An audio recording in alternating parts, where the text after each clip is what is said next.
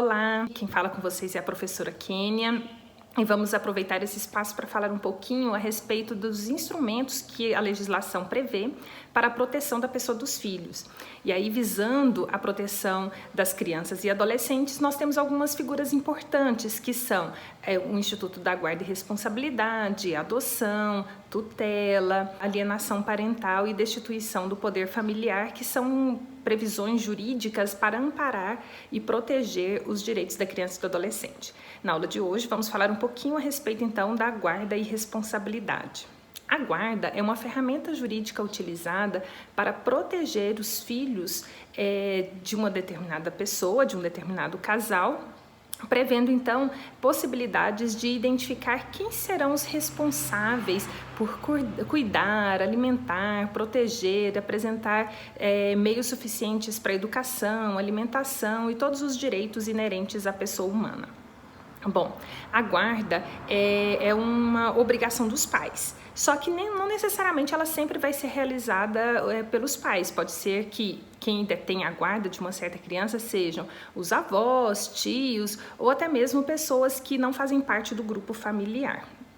A guarda e responsabilidade, quando ela acontece por meio de um vínculo familiar, indica que todas as pessoas ali indicadas, de certo modo, têm deveres para com a criança e o adolescente.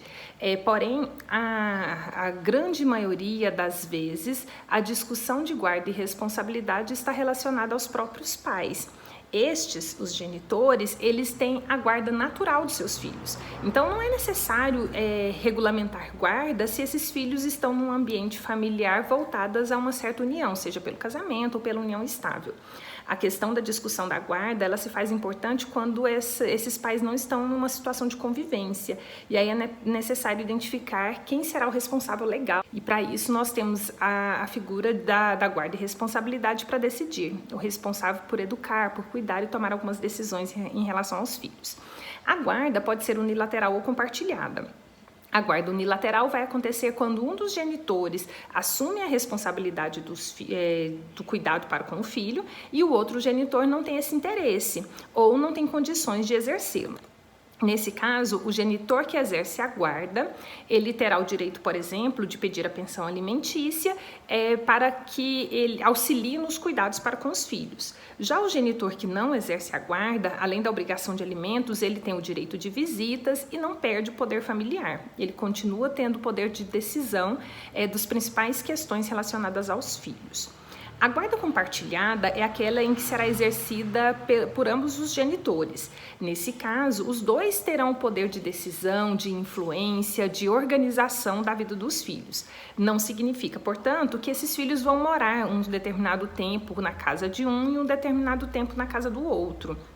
Porque isso, dependendo da idade da criança, se torna totalmente inviável, principalmente nas situações de época escolar. Então, na guarda compartilhada, o que se compartilha é o poder de decisão, é o poder de estrutura da vida do filho, e não necessariamente o tempo de moradia. A guarda compartilhada, portanto, que é a regra no nosso ordenamento jurídico, ela será indicada aos pais sempre que possível, sempre que houver ou acordo ou condições de exercê-la dessa modalidade. Agora, quando não for viável a utilização de uma guarda compartilhada ou um dos genitores não tiver esse interesse, utiliza-se então a regra da guarda unilateral.